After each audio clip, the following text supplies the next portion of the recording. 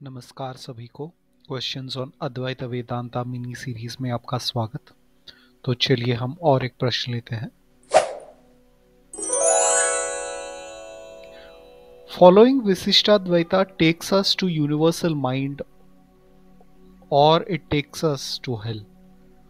तो ये एक प्रश्न किसी ने पूछा था मुझे यहाँ पर कमेंट में।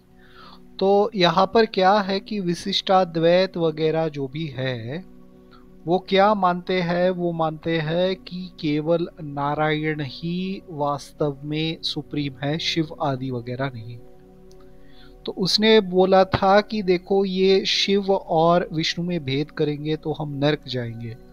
तो क्या यहाँ पर अभी क्या होगा, तो अगर हमने विशिष्ट अद्वैत का अनुसरण किया तो क्या हम यूनिवर्सल माइंड में जाएंगे या हम नरक में जाएंगे।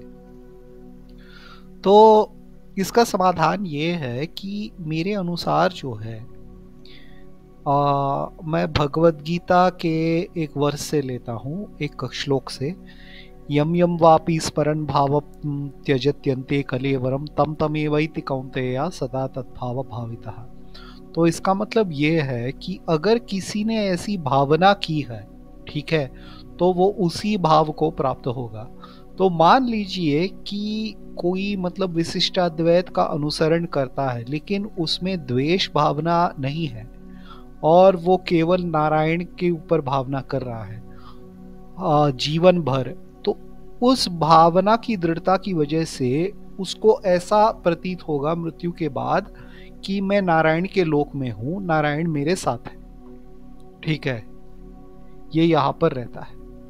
तो अभी जो है यूनिवर्सल माइंड के साथ हमारा एकत्व कब रहता है।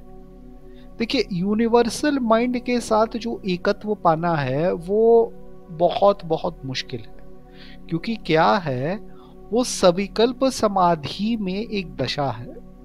हाँ, सवितर्क, सविचार, सानंद, सास्मिता कह के ये 4 दशाएं हैं।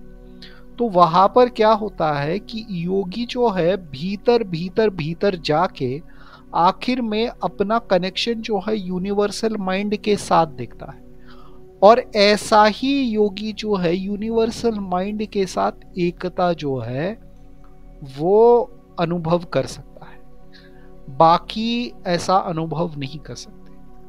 तो ये यहाँ पर प्रश्न है कि विशिष्टाद्वैत को फॉलो करने से क्या मुझे ऐसा यूनिवर्सल माइंड के साथ एकत्व आएगा? नहीं आएगा, डेफिनेटली नहीं आएगा, क्योंकि आपका भाव जो है एक रूप तक सीमित है, लेकिन ये यूनिवर्सल माइंड जो है ये सारे रूपों को पकड़ता है। इसलिए विशिष्टाद्वैत को का अनुसरण करने से आप यूनिवर्सल माइंड के साथ एक नहीं हो जाओगे। दूसरी बात, जो नर्क वगैरह जो भी आप बोल रहे हो वो शास्त्र की विधि के अनुसार है। मेरे अनुसार जो भावना आप सबसे ज्यादा रखते हो जीवन में, उसी भावना को आप मृत्यु के बाद पाओगे। ये मेरा स्व अभिप्राय है, मेरा ओपिनियन है। तो ये था प्रश्न का समाधान। और एक प्रश्न से मिलते हैं, तब तक के लिए अलविदा।